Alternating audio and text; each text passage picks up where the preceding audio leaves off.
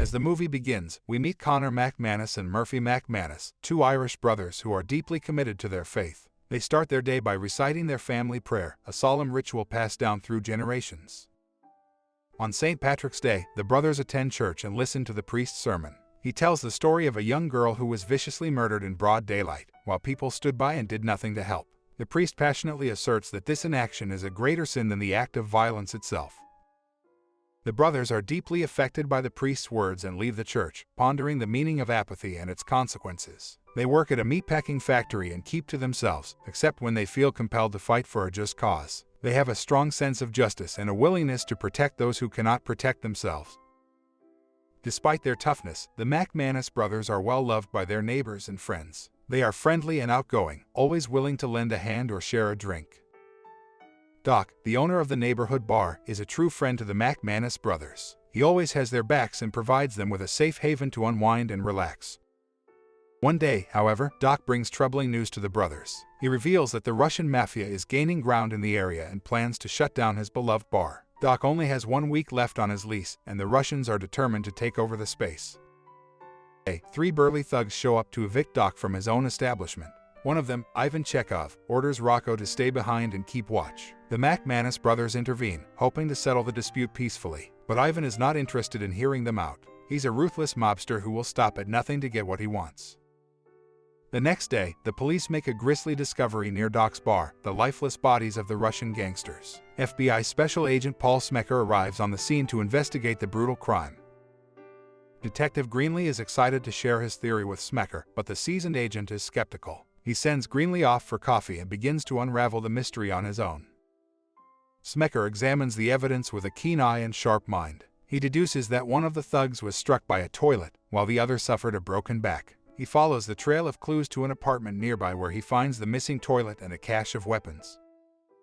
As Smecker pieces together the evidence, a shocking realization dawns on him: the McManus brothers are the prime suspects in the murders. He calculates that only 2 shots were fired, and with their reputation for vigilante justice, it seems likely that the brothers took matters into their own hands. Smecker is a seasoned agent with a sharp mind, and he's convinced that the murders were not committed by the Russian gang but by someone with a personal vendetta. He's determined to catch the culprits and bring them to justice. The officers arrive at the McManus brothers' apartment and find the missing toilet, confirming Smecker's suspicions. But Detective Greenlee is still clinging to his theory of a large man being responsible for the crime. Smecker scoffs at his colleague's ridiculous theory, knowing that the truth is much more complex. Meanwhile, the McManus brothers are recovering in the hospital after their brutal encounter with the Russian thugs. They're battered and bruised, but their spirits are high. Doc comes to visit them and delivers the shocking news that Smecker is investigating the murders. Despite the gravity of the situation, the McManus brothers are unafraid. They're convinced that they acted in self-defense and are willing to explain their actions to Smecker.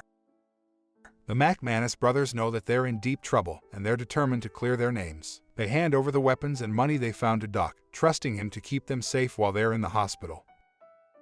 Meanwhile, at the police station, Smecker is livid with his colleagues for leaking details of the case to the media. The news of the Russian gangsters' deaths has spread like wildfire, and the whole town is hailing the McManus brothers as heroes. Smecker, however, knows that justice must be served. The McManus brothers are in bad shape when they arrive at the police station, their faces bruised and battered. Smecker decides to interrogate them alone, determined to get to the truth of the matter. He informs them that he has recorded everything and urges them to tell him what really happened. The brothers agree to tell their side of the story, but they're tight-lipped about the guns and money they found. Meanwhile, at the bar, tensions are high. Ivan and his henchmen are there, and they're spoiling for a fight. Rocco, drunk and belligerent, starts hurling insults at Ivan, who responds with a brutal punch to the face. Chaos ensues as the McManus brothers and their friends join the fray, determined to defend themselves and their neighborhood. The fight is brutal, with punches and kicks flying everywhere. The McManus brothers are outnumbered, but they fight with a ferocity born of desperation. In the end, they manage to subdue one of the henchmen, tie him to a table, and set his rear end on fire. The other 2 are left lying in the street, their fate unknown. The morning after the bar fight, the McManus brothers wake up to a terrifying sight: 2 heavily bandaged henchmen standing in their apartment, ready to exact their revenge. The brothers had tended to the men's wounds after the fight, but it seems that they were not satisfied with their care. Ivan, the leader of the gang, is seething with anger, and he makes his intentions clear. He intends to kill Murphy first and then Connor. But as the henchmen start to drag Murphy away, something inside Connor snaps. He grabs the missing toilet from the floor, runs to the roof, and hurls it at Ivan's head with all his might. The toilet strikes Ivan with a sickening thud, knocking him to the ground. Connor then jumps on the other henchman, determined to save his brother at any cost. He delivers 2 powerful blows to Ivan's head, rendering him unconscious. The brothers steal the money and guns and rush to the hospital, where Murphy is being treated for his injuries. After a thorough investigation, Smecker concludes that the McManus brothers acted in self-defense and clears them of any wrongdoing. The brothers, however, are not quite ready to face the media frenzy outside the police station. They request to remain in their cell until the reporters have dispersed. An officer informs the reporters that the McManus brothers are innocent and will be released soon. The news spreads like wildfire, and the town breathes a collective sigh of relief. But for the brothers, the relief is short-lived. That night, they have a vision, a calling that compels them to take action against the criminals who are wreaking havoc on their city. They see themselves as soldiers in a war, fighting to rid their community of the filth and corruption that's poisoning it from within. With a newfound sense of purpose, the brothers vow to take on the criminals head-on. They're determined to wage a one-man war, a holy crusade to eliminate all the wrongdoers from the city. The McManus brothers wake up to a new day, still reeling from their vision the night before. They check the phone they took from Ivan and find a message that leads them to a crucial piece of information. They prepare to leave the police station, but the news of their heroics has spread like wildfire. The newspapers are full of their story, and everyone in the city is talking about the McManus brothers. Connor takes charge and uses his knowledge of Russian to call the number from Ivan's phone. He learns that the criminals are planning a meeting that evening, and the brothers decide to take matters into their own hands. In another part of the city, we see Rocco, a runner for the Italian mafia family. He's in a tight spot, as he's been caught up in the confrontation between the Russian and Irish gangs. Rocco finds himself before the boss, Giuseppe Iacovetta, known as Papa Joe, who is in a foul mood. Papa Joe demands that Rocco make him laugh, and the tension in the room is palpable. Rocco, desperate to save his skin, tells a joke, hoping to appease the boss. The room falls silent as everyone waits for Papa Joe's reaction. Rocco's joke turns out to be a hit, and Papa Joe erupts in laughter. He's delighted with Rocco's performance and starts calling him Funny Man, much to Rocco's relief. Meanwhile, the McManus brothers are on a mission to gather weapons for their upcoming battle against the criminals. They sell the jewelry and guns they took from the henchmen to raise money, and then purchase new weapons. Connor insists that they bring a rope, believing it to be a necessary tool in spy movies. Murphy is initially skeptical, but eventually agrees. They set off to meet the Russian mob boss, armed and ready for a fight. But before they can reach their destination, Agent Smecker is called to the scene of a gruesome massacre. He's stunned by what he finds: 9 criminals dead, each with a coin of religious significance placed on their eyes. The scene unfolds as the McManus brothers crawl through the ventilation shafts, determined to reach their target. They move stealthily, their weapons at the ready, their hearts pounding with adrenaline. But as they crawl, they start to argue over the rope, which becomes tangled around them. In their struggle to free themselves, they accidentally create a hole in the attic and plummet to the floor below. Luckily, the rope catches them, and they land safely. They spring into action, firing their weapons and taking out all the henchmen in the room. The brothers are on a mission, and they will stop at nothing to eliminate their enemies. With the criminals vanquished, they force the mob boss to kneel and recite a prayer. They aim their guns at his head and pull the trigger, ending his life in an instant. As they prepare to leave, they spot a briefcase in the room. Upon opening it, they find a large sum of money inside. But their joy is short-lived as they hear someone knocking at the door. The McManus brothers nervously open the door to find a man standing outside. They grab him and throw him to the floor, ready to defend themselves. As they look closer, they realize it's Rocco, the man they saved from the Russian mafia. Rocco is shaken and confused, struggling to come to terms with what has happened. He tells them that Papa Joe ordered him to kill the 9 Russians with only 6 bullets. Meanwhile, Agent Smecker is still investigating the massacre. He's convinced that it's a result of a mafia gang war, but he can't shake the feeling that there's more to the story than meets the eye. Later, the McManus brothers visit Rocco's house to discuss their plan to rid the city of criminals. They get drunk and smoke, letting their guard down for a moment. But the evening takes a dark turn when Rocco accidentally kills his girlfriend's cat while playing with a gun. The morning after the incident, Rocco and Connor take a walk outside. Connor tries to explain to Rocco that his boss, Papa Joe, had set him up to fail, sending him on a suicide mission to kill a Russian mobster. Rocco is hesitant to believe it, but the McManus brothers are persistent. They convince him that Papa Joe has betrayed him. After a heated argument, Rocco storms off, determined to confront Papa Joe himself. Hours later, he returns to the apartment, his face twisted with anger and fear. He urgently tells the brothers that they need to leave town, as they're all in danger.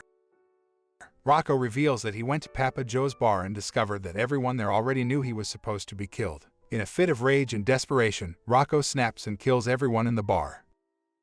The scene shifts to Rocco, who bursts into Papa Joe's bar and starts shooting. Two goons and the bartender fall to the ground, blood pooling around them. Rocco is in a frenzy, fueled by his rage and desperation. As he calms down, Rocco suggests that they target Vincenzo, Papa Joe's right-hand man. The trio follows Vincenzo to a strip club, where they witness him brutally strangling a dancer. Without hesitation, the McManus brothers and Rocco take action, killing Vincenzo in a hail of gunfire. But their actions don't go unnoticed. Officer Smecker is hot on their trail, determined to solve the case. His theory that there were only 2 gunmen is debunked when a club employee reports seeing 3 people shooting. And to make matters worse, 2 unrelated street criminals are killed in the crossfire, casting doubt on Smecker's belief that this was a mob war. As he investigates further, Smecker learns about the massacre at Papa Joe's bar and becomes more and more perplexed. Smecker is frustrated by the lack of progress in the case. The only commonality among the victims is that they were all bad people. Smecker is infuriated that he cannot identify the culprit and storms out of the precinct in a fit of frustration. Meanwhile, Papa Joe realizes that he is being targeted and decides to hire the most fearsome hitman he knows. The man is known only by a number and has been imprisoned for years. In criminal circles, he is called El Deuce. Papa Joe believes that they must stop Rocco before he turns the entire crime family over to the police or kills them all. So, he arranges for Deuce to be released from prison. Rocco tells the McManus brothers about the hitman they must eliminate in the name of goodness. Deuce is a ruthless killer who will stop at nothing to get his target. Rocco learns where and when Deuce plays poker and plans to break into his house and kill everyone there. The McManus brothers arrive at the hitman's house in a minivan, determined to eliminate him. As they sneak inside, Officer Smecker reconstructs the events. The trio enters the house and starts shooting everyone in sight. In the midst of the chaos, they realize that the hitman is actually Vincent Vega, who is in the bathroom at the most critical moment. When Vincent emerges, he attacks Rocco, seeking revenge. The McManus brothers leave Rocco to confront the hitman alone. They toss Rocco a golf ball, which he uses to kill Vincent. As the trio exits the house, they encounter El Deuce, who fires all his guns at them but fails to kill them. Rocco is injured and loses a finger, but they all manage to survive.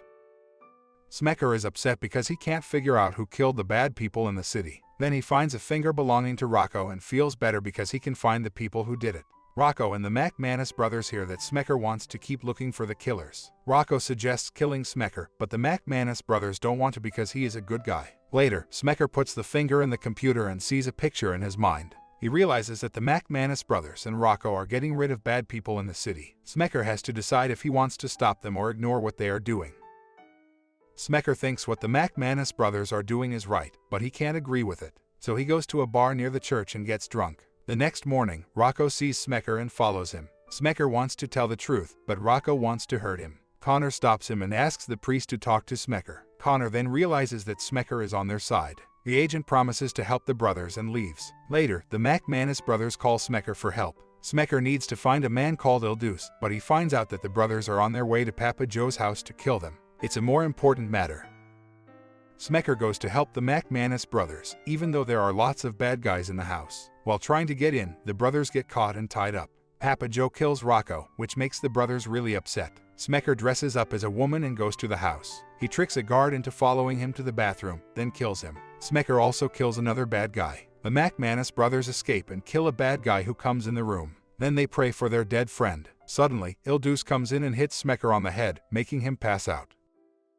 El Deuce hears the family prayer of the McManus brothers and stops fighting. He joins them because he's their father, and only they know the prayer. They all decide to work together to get rid of the bad people in the city. 3 months later, Papa Joe goes on trial. Even though there is a lot of evidence against him, people think he will get away with it. But suddenly, the McManus brothers, El Deuce, Officer Smecker, and some police officers burst into the courtroom and stop the trial.